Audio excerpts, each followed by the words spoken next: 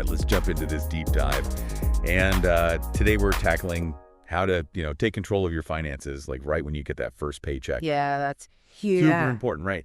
And we're looking at this FinShots article called Money Milestones, #1 Taste of Freedom. That's a good one. Yeah, FinShots is really good at like breaking down all the financial stuff, making it accessible. Right. So it's perfect for this kind of thing. Absolutely. But this isn't just like, your typical budgeting advice. It's about like building a mindset Yes. for financial freedom, like Yep. early on. Yeah. They call it, like you said, a taste of freedom, and I think that's a great way to put it. I love that. It's like setting yourself up for success in the long run, For sure. Not just like getting by week to week. Yeah, totally.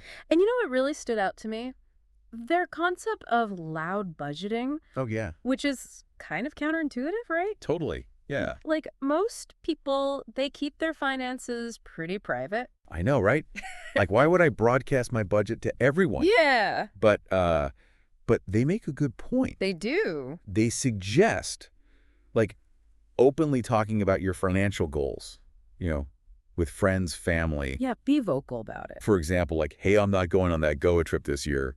I'm saving for a new phone or whatever. Exactly. Right. And what's really cool is the psychology behind it. Yeah, the psychology is fascinating. Like, by being open about it, you're holding yourself accountable. For sure. But also, like, you might inspire your friends. Oh, totally.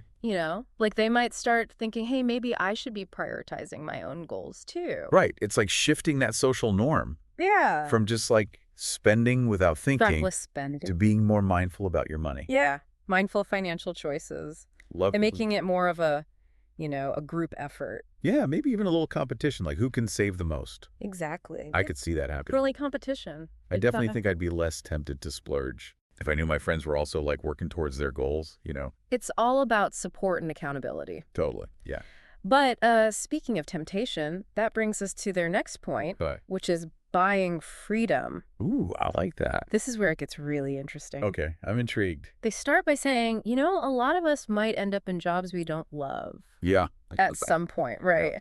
Not the most fun thought, but Yeah, it's realistic. It's a reality we can't ignore. true. But what's really empowering is their suggestion of creating 2 specific funds, Right. a rainy day fund and an FU fund. Okay, that FU fund definitely caught my attention. It's a bold name. It is. What's the thinking behind it? It's all about, having that financial security to be able to walk away from a bad situation. Right. Like imagine having the freedom to say no to a toxic boss or to, pursue a passion project Yeah, that would be amazing. without worrying about money right away. Yeah. That's the power of an FU fund, That's a taste of freedom I can get behind. Right.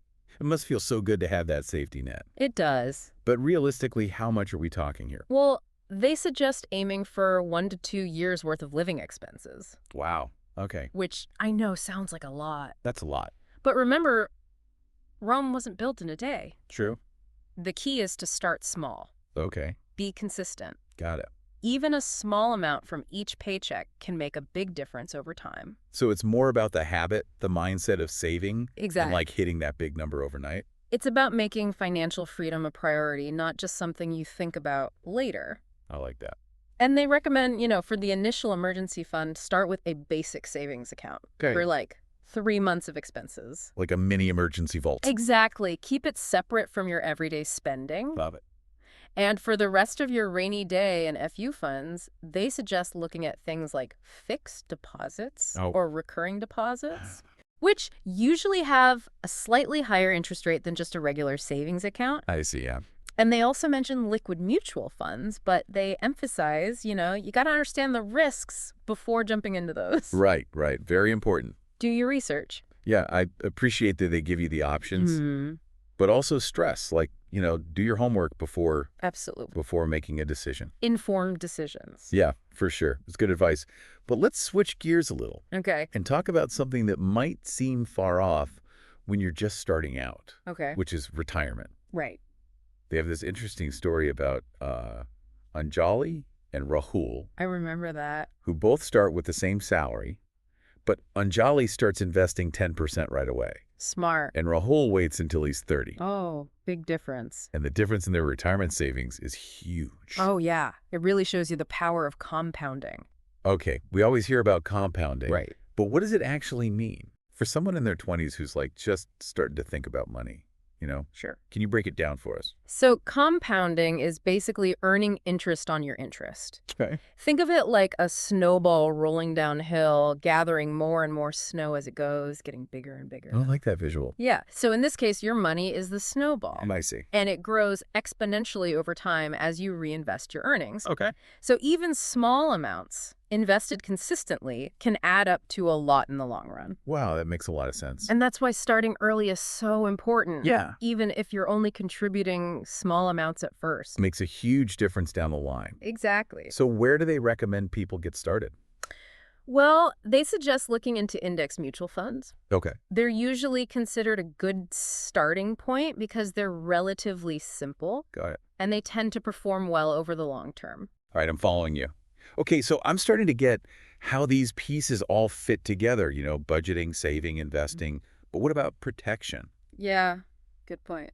FinShots also talks about health and life insurance, which can feel like a whole other thing. Definitely a different world. They debunk a common myth right away, that insurance is only for people with families. Right. It's a misconception that can really cost you. So even if you have health insurance through work, you should still have your own independent policy. Yeah, it's crucial. I always thought having coverage through my job was enough. Why is that? Well, think about it. Your employer's coverage is tied to your job. Okay. So what happens if you want to switch careers?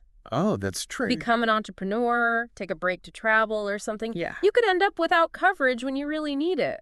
That's a good point. I hadn't thought about that. And these days, with so many companies downsizing, Yeah. even job security isn't a guarantee.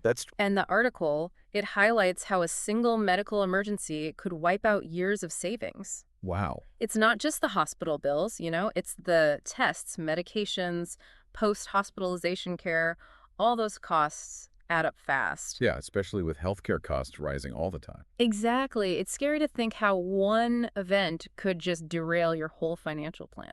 Yeah, like they're saying, don't wait for a crisis to realize you need protection. Right. And that's where I think that invincibility of youth can work against us. Oh, totally. You think you're young and healthy? Yeah. You don't need to worry about insurance yet. Right. But the truth is, if you wait until you need it, you might end up paying higher premiums. Oh, or even be denied coverage because of pre-existing conditions. Oh, better to be safe than sorry, right? Absolutely. Getting insurance early on when you're more likely to get better rates is a smart move. Okay, that makes sense. They also talk about life insurance, specifically term insurance, Okay. which is often misunderstood. I've always associated life insurance with, protecting your family financially. Right. People think it's just for those with spouses and kids. Right.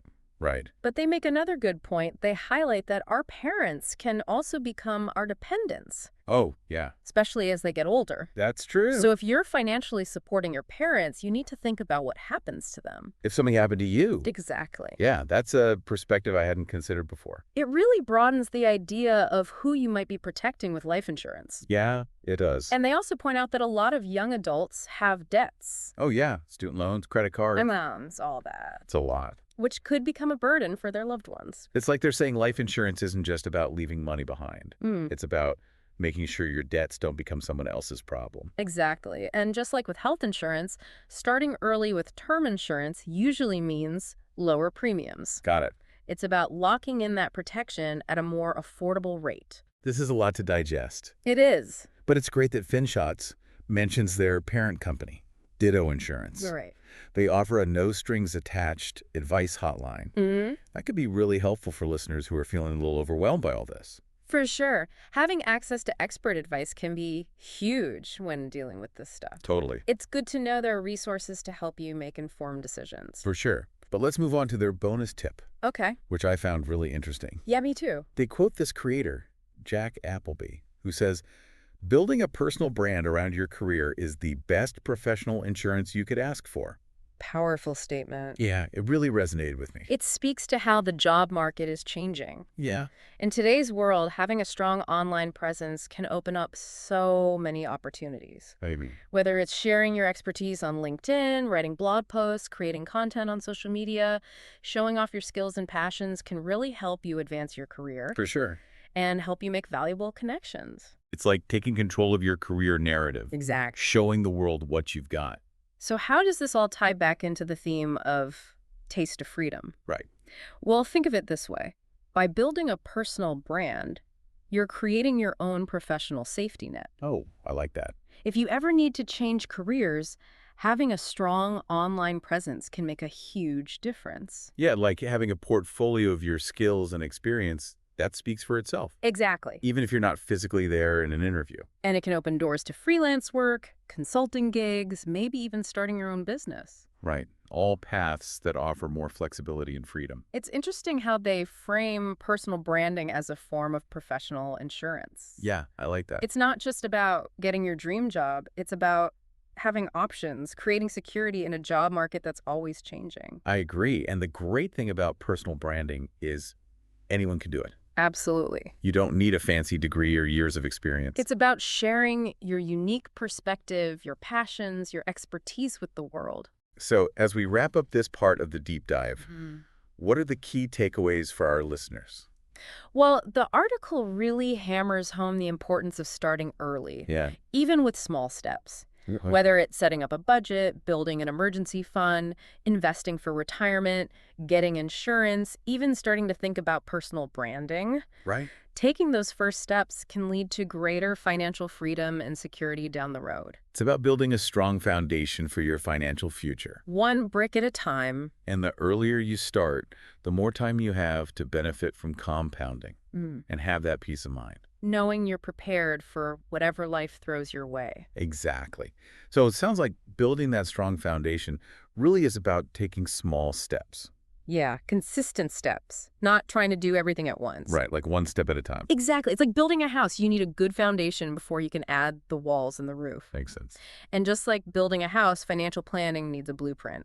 FinShots encourages readers to think about, their priorities, their goals, like what does that taste of freedom actually mean for you? Right. What are you hoping to achieve in life? I love that they ask those questions. Yeah, it's important. It's so easy to get caught up in the day-to-day and forget about the bigger picture. Why are we doing this? What are we working towards? Right, like are you dreaming of traveling the world, starting a business, buying a home?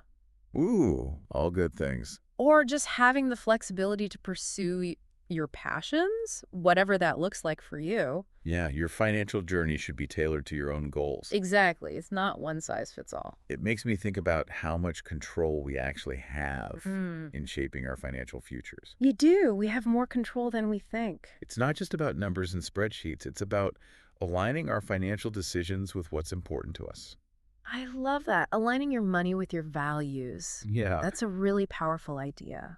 So as we wrap up this deep dive into FinShot's Taste of Freedom, Yes. I want to leave our listeners with a little challenge. Okay, I like it. What is one small financial step that you can take this week inspired by everything we talked about today? I love that. Yeah. Will you finally create that budget you've been putting off? That's a good one. Start researching insurance options. Maybe dip your toes into the world of investing. So many possibilities. Remember, every journey begins with a single step And by taking that first step, you're setting yourself on a path. towards greater financial well-being. And ultimately towards that taste of freedom you're looking for. Exactly. I love that. So to our listener, what will your first step be? We'd love to hear about it. And if you're ready for more financial deep dives, Yeah. Come back next week. we'll be tackling the age-old question of renting versus buying a home. Ooh, a big one. A big decision with major financial implications. We'll break down the pros and cons. Help you make the choice that's right for you. Looking forward to it. Sounds like another great deep dive. Until then, keep learning Keep exploring. and keep taking those steps towards the life you want to create. Couldn't have said it better myself.